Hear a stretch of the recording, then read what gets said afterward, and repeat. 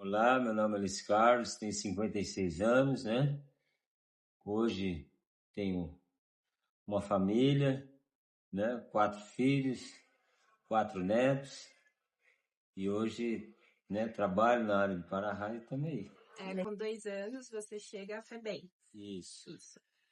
E seus irmãos são separados? Aqui nós ficamos pouco tempo e daqui aí separou. Separou. Aí, com quantos anos você vai para o educandário? Com 2 anos Com nós 2 anos foi com você já 2 anos. Isso aí foi coisa de dias. Nós Sim, ficamos aqui dias. na FEBEM. Uhum. E com coisa de dias nós ficamos aqui na FEBEM e acho que foi uma semana, dali já começou, aí foi Vocês já foram levados dois, eu e meu irmão, que era o mais velho que eu, foi para um lado, a minha irmã com o outro, meu irmão foi para o outro lado, e o meu irmão, que era um pouco mais velho, acho que ele ficou ali, porque por ele ser um pouco mais velho, tanto é que ele fugiu. Ele tinha já, né, uma idadezinha mais avançada e ele fugiu com um pouco tempo ele fugiu daqui da FEBEM aqui de São Paulo. E ele veio embora para casa. E a gente, que era os mais novinhos, que ficou. Sim. Aí esse educandário era a escola em Jacareí, Em Jacareí. que aí você ficou 10 anos. Fiquei 10 anos lá. Certo.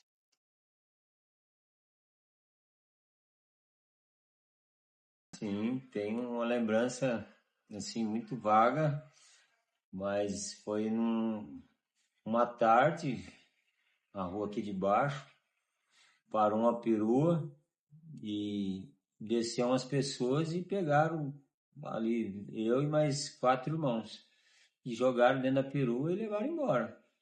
E dali a gente chegou num colégio que era a FEBEM no caso, né?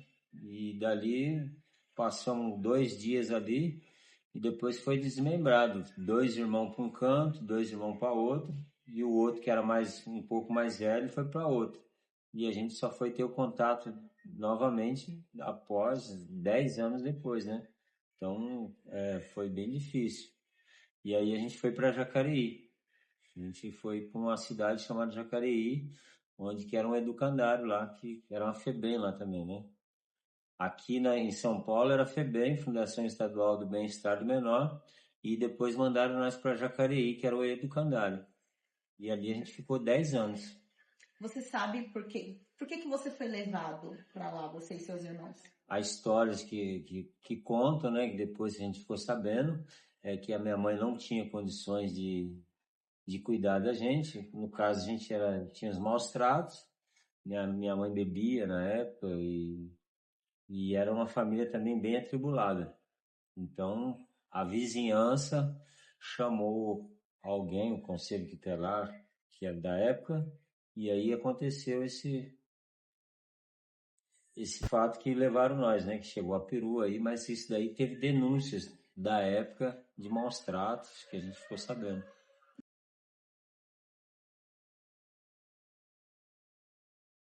Na verdade não caiu, né, a gente ficou sem entender de fato por ser tão novo, né? E a ficha começou a cair no decorrer da idade, no caso, né? Foi se avantajando de 4, 5 anos, a gente foi começando a enxergar que nós realmente estávamos no lugar e também não tinha aquela visão de ter um pai, uma mãe, uma família. Então a gente só se enxergava ali num colégio que tinha os monitores, que dali a gente era tratado por eles e a educação, tudo era por eles. Tudo que passava ali, então a nossa vida é aquela ali. Então não tive muita, assim, foi bem vago você ter lembrar de mãe, de pai, de família, eu não tinha essa visão.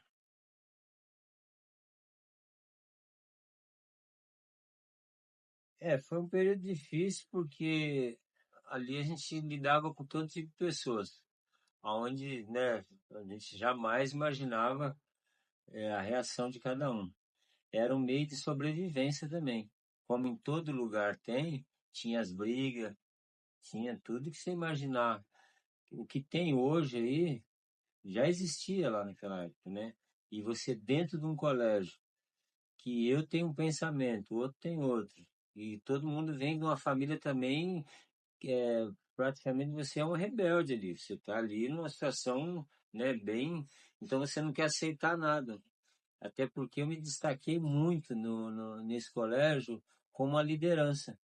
Desde o colégio, ali eu fui me vendo, porque o meu irmão ele era mais velho que eu. E nas brigas que tinham lá, todas as vezes quem que tomava as dores era eu. Quando ele arrumava uma briga, que ele não estava perto de mim, ele estava lá do outro lado, e as pessoas queriam pegar ele, ele corria até a mim. Então aí comecei a ganhar corpo ali, achando que eu era uma liderança mesmo, lá no colégio já. Então ali começou na minha cabeça, que eu tinha uma certa liderança e tocar minha vida dessa forma. Então, tudo que acontecia lá chegava até mim, eu que tinha que separar a briga, eu que tinha que até brigar. E ele era o meu irmão, ele tinha 2 anos mais velho que eu. Mas ele sempre ficou mais embaixo das minhas asas do que eu da dele, que seria diferente, né? Era para mim ficar debaixo das asas dele, por ser o mais novo, mas não, era eu que tomava a frente de tudo.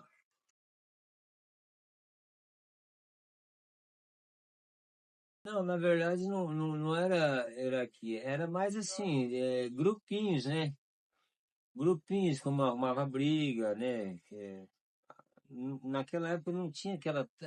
Você não via essa tão maldade de ver hoje, entender que hoje é uma, como posso dizer, um grupo, né? Uma facção, que seja. Não, naquela época não era assim. Era que você tinha como se fosse uma amizade, você tinha uns amigos, mas aquele ali não era seu amigo. Então, tinha uma certa inveja, tinha um certo receio. A gente tinha muito aquela da época que se você, para brigar, eles faziam um tumulto e você estendia a mão. E ali você falava, quem quer ser meu amigo, dá a maçã inteira. Então, a pessoa dá a maçã para você, dá alguma coisa, ele estava amenizando uma briga, né? Mais claro. Mas se não, ele era seu inimigo. Então, você brigava por coisinhas banal. Mas era um meio de você estar ali na linha de frente, você tomar as dores. No caso, eu fiquei muito com o meu irmão, né? A gente era um irmão que era muito apegado comigo, então ali a nossa sobrevivência foi ali.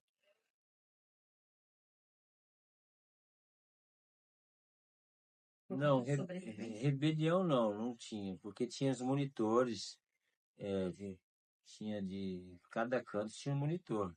Existia uma briga, né? Briguinha assim de grupinho, sim. Mas esse tipo de rebelião não, até porque com o tempo, com 6, 7 anos, nós tínhamos uma carteirinha. Essa carteirinha ela vinha especificando que você era líder, um interno daquela fundação, né, daquela casa, e você podia ir para a cidade. E lá na cidade você podia andar à vontade, mas você tinha um horário para voltar. No máximo 10 horas da noite você tinha que voltar. Se não voltasse, ia pro castigo e tudo mais. E aí ia ser a regra da casa, né? Do colégio. Mas ali você podia ir para o cinema. A sua carteirinha, ela tinha espaço livre para todo esse tipo de coisa. Na cidade mesmo, se a polícia, por exemplo, te parasse, te pegasse, você apresentava aquela carteirinha, ele sabia que você era do educandário, né? No colégio. E o máximo que se você estivesse fazendo alguma coisa errada, eles te pegariam e levariam para lá, já como uma pessoa já mais cometeu algum delito. Mas não era o caso, né? Isso daí era raro mesmo acontecer.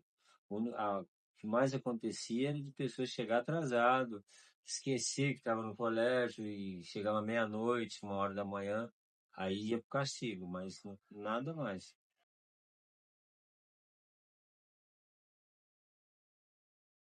Tinha muita violência, tinha, assim, abuso tinha, porque os funcionários de lá, eles eram meio rude, né? Na verdade, a gente era tratado como infrator. Independente da situação, eles não queriam entender. Como hoje, no caso, se você tem um filho preso, eles não querem entender que quem cometeu o delito foi o filho. O pai, a mãe, ele não tem problema nenhum, ele não tem nada, ele está ali porque ele é o pai, a mãe, ele está lutando pelo filho. Mas tem casos que você é maltratado, como o nosso caso. Você é maltratado, você é mal visto porque você tem um filho ali preso. E no caso nosso lá daquela época, da adolescente, era assim. para todo efeito, da onde que a gente tinha vindo? Da FEBEM. Então, quando se saiu daqui da FEBEM de São Paulo e que você ia para os educandários, para as casas dos interior, você está vindo da FEBEM. Então, você é para todo efeito, na cabeça deles, você é um infrator, independente de qualquer coisa. Com o tempo, eles entendiam que você era um infrator. E a gente tinha que provar que não. Até porque, com 2 anos de idade, você não tem nem o que fazer, né? A nossa cabeça, na verdade, ela estava querendo digerir o que estava acontecendo.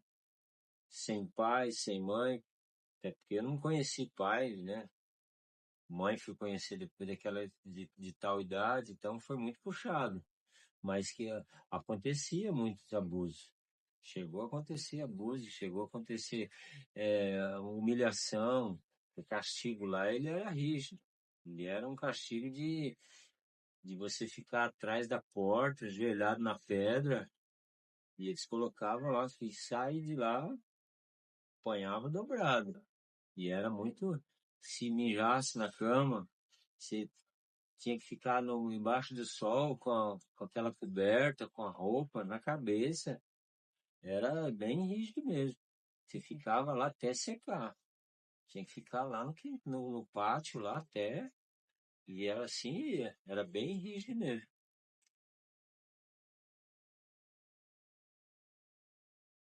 Não, a minha parte foi de apanhar muito. Devido ao que eu era, como eu acabei de dizer, eu tomava muitas frentes, as dores de algumas situações. E nesse caso, tem sempre um que paga o preço. E quem paga o preço é quem está na linha de frente. Então, por eu ser aquele cara que muitas das vezes eu entrava numa briga, que a briga não era minha, mas eu entrava numa briga. E eu era difícil de entrar na briga, mas também quando entrava, então aí o que acontecia? Os funcionários estavam te vendo ali, né? Eles estavam vendo e ele estava te observando. E naquela situação sobrava para quem? Aí era eu que apanhava, eu tomei muito uma coisa que me marcou muito para mim, até né, eu guardo comigo, mas eu tomava muito tapa na face, que era uma coisa que eu não admitia. E tomava tapa de mão aberta na cara, assim, e eu achava aquilo ali um absurdo. Falei, pô, você tá, né, pela idade que você tinha e tudo, e um funcionário adulto daquele te dando tapa na cara, e ele dava, e era assim, era bem, o esculacho era muito triste. Então tem coisa que ficou marcada, né? Era uma situação bem dolorosa mesmo.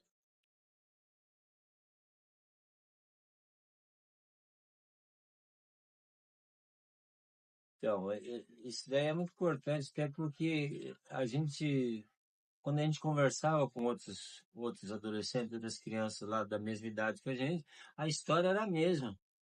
A gente vinha de, como é que você foi parar aqui?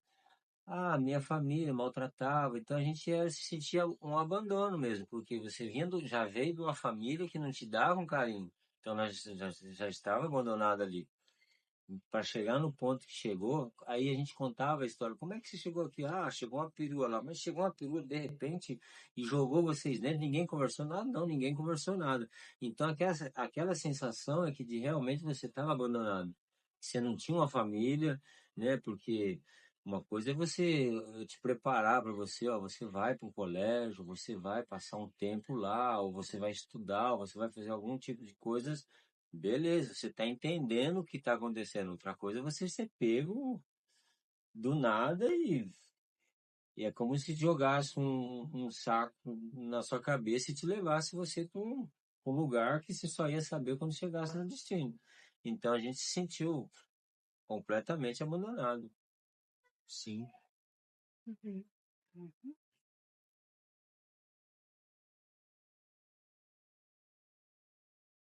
Eu senti ali um mundo que eu não tinha vivido, que para mim era novidade e que para mim ali estava me fazendo bem. Porque ele teve um segmento, ele teve um sofrimento, né? Mas depois ele começou a, assim, colocar a gente para preparar como um homem para a vida. Por quê? Lá tinha cursos, a gente estudava. Eu fiz curso de desenho mecânico, eu fiz curso de tipografia na época, eu fiz curso de marceneiro. Então, com o tempo ali, eu fui aprendendo coisas ali. Eu estava enxergando uma outra realidade, que teve uma família que, naquela época, todo final de ano, Natal, assim, iam umas famílias para visitar a gente lá. E aquela família se identificasse com aquelas crianças, ele sempre levava para casa deles. Tinha aquele espaço para. Eles tinham o trâmite do papel e eles tinham autorização para levar. Eu gostei daquela criança ali. Então a gente, com mais ou menos 5 anos para 6 anos, a gente começou a ir para uma casa, era sempre aquela família. E eles sentiram de adotar a gente. E eles falaram com a gente, e eles tinham 2 filhos também, um com a minha idade e um com a idade do meu irmão. Então acasalou, eles tinham, cada um tinha seu quarto, eles eram bem de vida, e ali eles montaram o quarto do irmão mais velho, colocaram mais uma cama lá, um armário, tudo certinho, para mim também. Então todo ano a gente ia passar o Natal, o final de ano com eles. E eles falaram, vamos adotar essas crianças, nós vamos adotar. Então nós começamos a entender que ali era o nosso pai, né? Que eles faziam o papel de pai e tratavam a gente super bem. A gente ia para shopping, a gente ia. Tudo que os filhos deles faziam, a gente fazia também. Não tinha separação nenhuma. Então, a gente se sentia num outro mundo. Começamos a entender que realmente nós tínhamos uma família. Estava começando a enxergar uma família ali. E dentro do colégio também, no decorrer dos anos, a gente foi aprendendo também que, né, aquela fase passou, aquela fase mais torturosa passou, e que a gente começou a ver que tinha curso, tinha estudo, tinha tudo, e a gente começou a desenvolver. Foi quando apareceu minha mãe no meio do caminho aí, e que eu acho que naquela época foi uma gota d'água para que as coisas desabassem, porque ela vinha no segmento de que, né, a minha vida ela dá essa alavancada. A gente estava enxergando uma família, a gente estava entendendo que nós tínhamos valor também, né? E toda criança, e de repente aquilo ali desabou. Quando nós chegou num ponto de conhecer a mãe, que para mim eu não tinha mãe. Jamais. Até porque quando nós estávamos aqui, o tempo que a gente com 2 aninhos, não tinha o carinho de mãe, não tinha nada. Minha mãe bebia, minha mãe ficava mais na rua, chegava caída, trazia carregada da rua. Então, quer dizer, nós não tinha esse vínculo de mãe com, né, com a família. Então era muito vago. Então, eu não conseguia enxergar como minha mãe. Até quando ela apareceu lá no colégio, eu não enxerguei ela como minha mãe. Que aí vem a psicóloga, tudo, levou nós numa sala, conversou. Primeiro passamos na psicóloga, ela conversou com a gente, preparou nós para levar nós para outra sala onde estava lá minha mãe, né? A suposta mãe que eles iam apresentar lá. E quando nós vimos também, foi tão natural que ela olhava nós com os olhos e nós para nós, tipo, e aí, né? E até se identificar foi muito triste, mas a realidade da vida era essa. Então, foi bem difícil.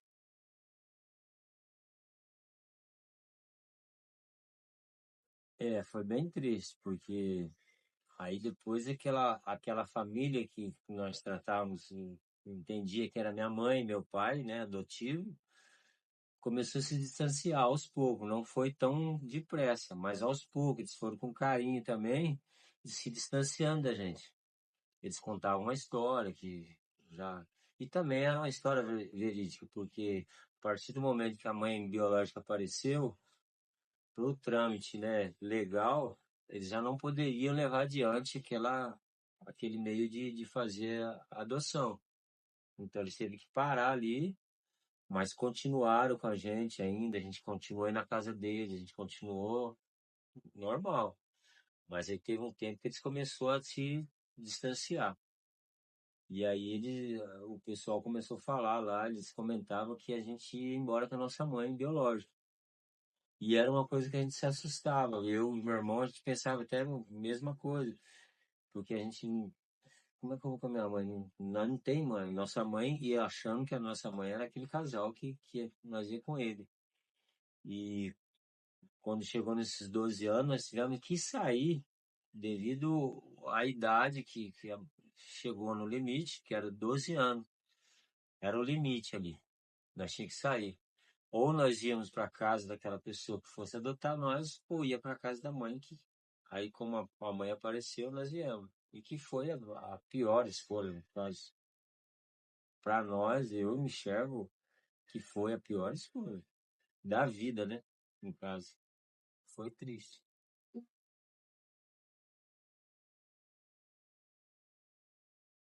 Então, aí a gente chegou aqui. Quando a gente chega com 12 anos para esse lugar, que aí a gente foi. Aí desabou o teto mesmo, porque aí eu fiquei perdido. A gente falava meio caipira, né? Meio do interior, que eu gosto muito, tem o sotaque do interior, eu sou muito apaixonado por isso. E, e a gente falava meio arrastado. E quando chegou aqui, o pessoal começou a correr, polícia entrando. Não tinha portão, não tinha nada aqui, era tudo aberto, era um barranco aqui, tudo aqui, não tinha duas casinhas só, que era daquele lado ali, mais nada.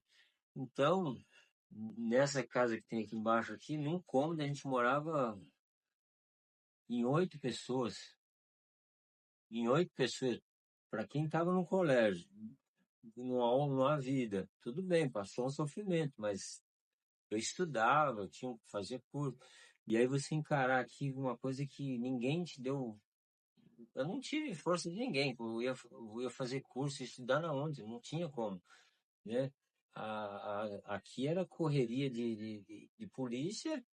A família que a gente foi encontrar estava tudo na cadeia aqui no Carandiru. A maior parte dos tios, tudo no Carandiru. Um já tinha puxado 10, 12 anos.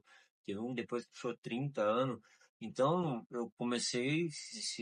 Qual é a realidade?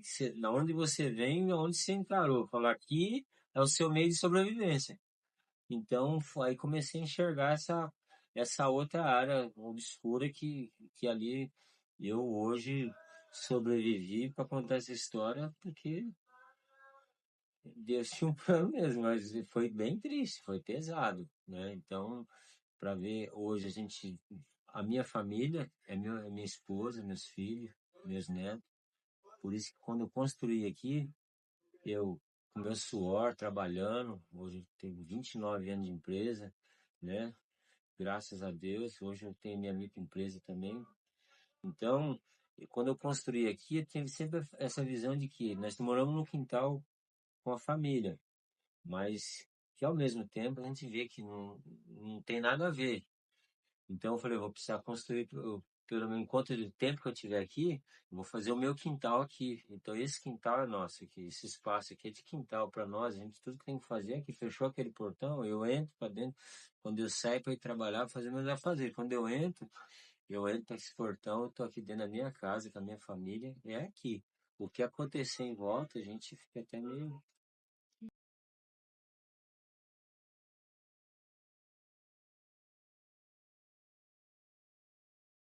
Então, lá dentro não existia isso.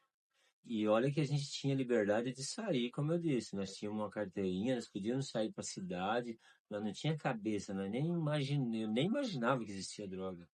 Não, nunca imaginaria que existia droga, nem de ouvir falar, porque não passava na minha mente isso. Quando a gente chegou aqui foi um impacto tão rápido, foi uma injeção letal, porque você sai é como se tivesse tomado um banho quente e tomado um choque térmico, e entrasse num quarto que o ar-condicionado estava ligado no último ali, que você, né? Então foi assim que aconteceu, porque você chega e a gente comenta, mas por que tá entrando polícia aqui? Até para falar polícia, a gente não sabe nem o que era polícia. Depois começaram a falar polícia e tal. Mas por que tá entrando aqui? E a gente não entendia aquilo ali. Mas tá atrás do tio, tá atrás de fulano, fulano. Então, aí foi começando em todo dia a mesma coisa. E vendo o tio dar um negócio com a pessoa sair de perto, aí vem outra, fica olhando, aí vê o outro com um charutão fumando. mas cigarrão grande, né? Que charuto grande. Aí o cheiro era diferente, então você começava, que nem é maconha. E aí você começou a vai encarando a realidade. Ali você foi vendo realmente que mundo que eu tô. E ali aquilo ali foi com aquele choque que eu tive. E todos os dias você acordava e ia dormir deparando com aquilo ali. Então, você não tinha pra onde correr. Você tá dentro do quintal. Que onde todo mundo, a fama de todo mundo é traficante, a fama de todo mundo é ladrão, é cadeieiro. Eu falei, meu Deus, foi aqui que eu vim parar.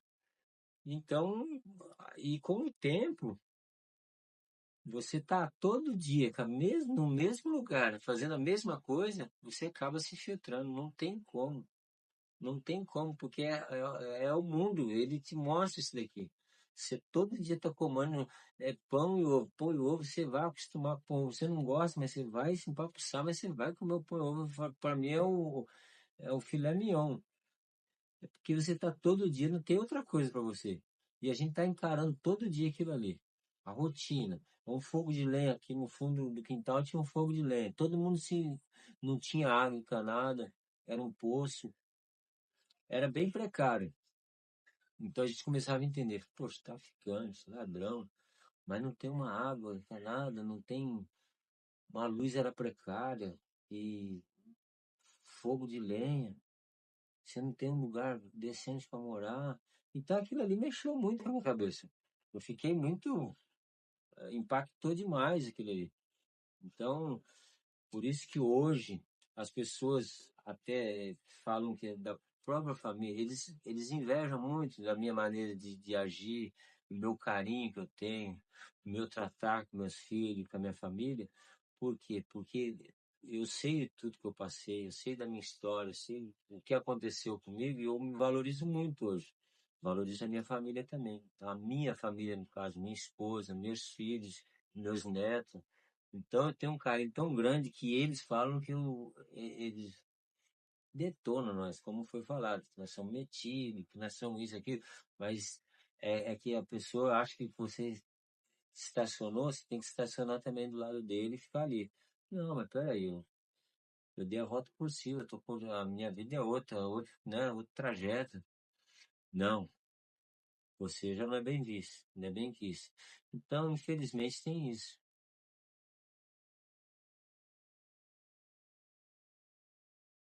Na época, sim, sem sombra de dúvida. Porque teve um sofrimento? Sim, mas era o sofrimento da regra da onde que a gente estava vivendo.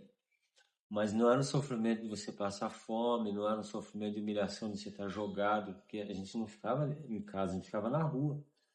Nosso mundinho, as pessoas, quem denunciou, é como hoje, se a gente vê uma pessoa aí, uma criança aí passando fome na rua, a gente pô, tem que tomar uma atitude, ver o que pode fazer.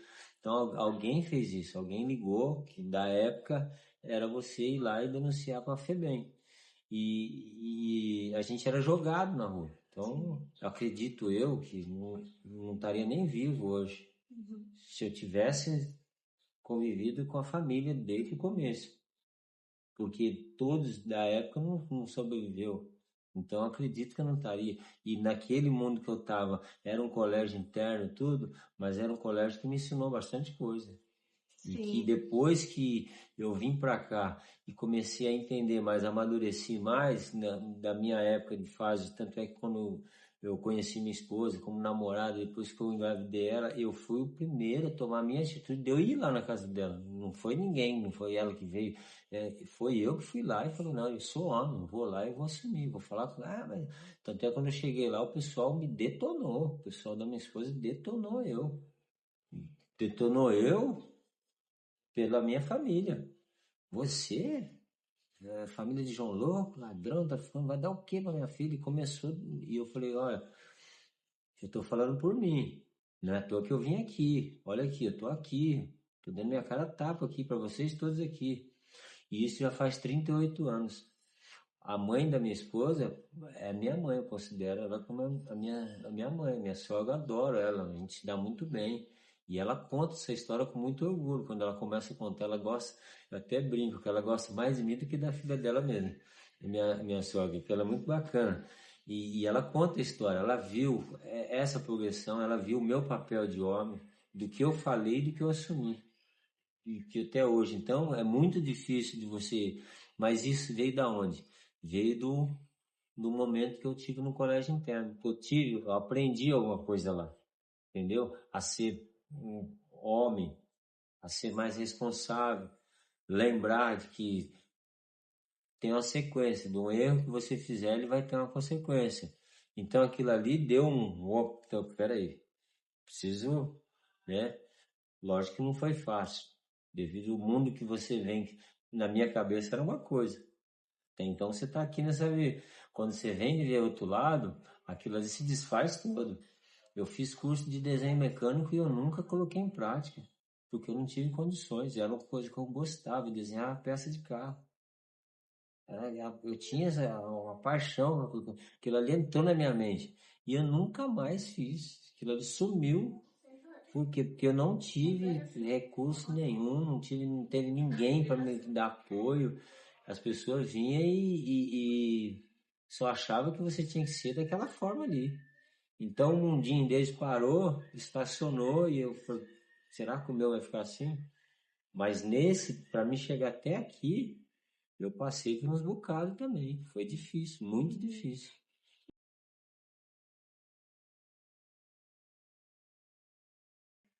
Eu acho que o que eu me apeguei mais foi essa força de vontade que eu tenho de trabalhar. O que eu gosto muito de trabalhar, eu sou um cara muito ativo, eu não gosto de ficar parado. Isso me deu um âmbito de trabalho, né? De ir para cima. Mas quando eu saí de lá, o que eu coloquei em prática aqui foi marcenaria, que eu trabalhei na marcenaria um tempo. Depois eu fiz tipografia, né? Que na época era gráfica. Eu fiz, mas a única coisa que eu cheguei a colocar em prática aqui fora foi marcenaria. Mas, assim, o que eu trago, o que eu trouxe de lá, no caso, foi a minha força de vontade, de a garra de trabalhar. Que aí, quando eu me via acuado e tudo, e nos momentos que aqui, quando eu administrei umas coisas, foi porque eu entrei achando que aquilo ali era um trabalho e que, né, estava tudo certo. Não, mas quando eu fiz com excelência. Era o mundo que eu estava vivendo. Mas hoje a realidade é outra. Então, hoje o que eu faço? Dentro do meu trabalho, que um amigo meu me levou para uma empresa, na época que eu fiquei desempregado, com depressão, passei um tempo bem mal, e achei um amigo mesmo que me estendeu a mão, falou, eu falei com o meu patrão lá e ele vai abrir uma porta de emprego para você, ele vai te dar uma oportunidade. E quando ele me levou para essa empresa, eu coloquei, que eu conto para meus filhos até hoje, eu coloquei para que eu jamais pudesse decepcionar ele. Porque aquele cara veio da onde eu menos esperava. Então eu não podia decepcionar ele de forma alguma. De dar trabalho na empresa, de dar trabalho para que sujasse o nome dele, que muitas das vezes hoje se apresentar uma pessoa no trabalho é muito difícil. Nesse trabalho que eu estou nesse ramo todo, eu já levei 30 pessoas lá. Só ficou uma. Então, esse amigo meu, até o fim da vida dele, ele partiu muito cedo, que teve câncer de próstata, mas eu carreguei ele no colo, eu dei banho nele, quando ele ficou internado, eu que fazia, minha esposa via, o telefone tocava, a voz dele que eu atendia, eu já sabia qual era a necessidade dele, eu já saía 3 horas, 4 horas da manhã, corria para casa dele, pegava ele, levava para o hospital, enfim, ele morreu. E hoje até hoje eu estou no ramo, eu estou na empresa que ele me colocou. Então isso me orgulha muito, sabe? De você honrar aquilo que você determinou a fazer. E eu gosto muito, né, do que eu faço. Eu trabalho com altura, desse em prédio aí.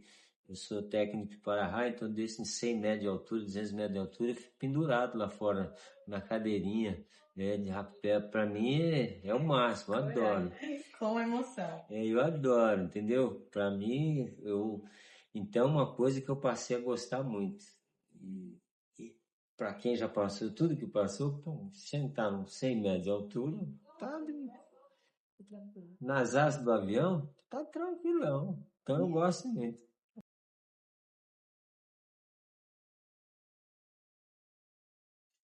Uma mensagem que eu posso dizer, aonde eu me encontro hoje, né, por todas as dificuldades que eu passei, por todas as lutas, né, não desistir dos sonhos. Ser forte não é fácil, mas se a gente tiver uma família que realmente te abrace, porque acho que eu na época que conheci minha esposa, a gente construiu uma família, e a família é a base, né, que deu força para que eu mudasse totalmente o foco do que eu fazia, porque é uma coisa quando você faz e você não tá nem aí com nada e tá tudo certo, mas quando você vê que tem alguém que depende de você, que tem alguém que está precisando de você ali, e que se você de repente pisar para fora do trilho, vai dar ruim para todo mundo. Então eu acho que a base de tudo é a família e por mais que as lutas venham aí, se você se unir e ter um diálogo também, né? As coisas vão dar certo. E é o que está acontecendo na minha vida. Que bom. Finalizamos.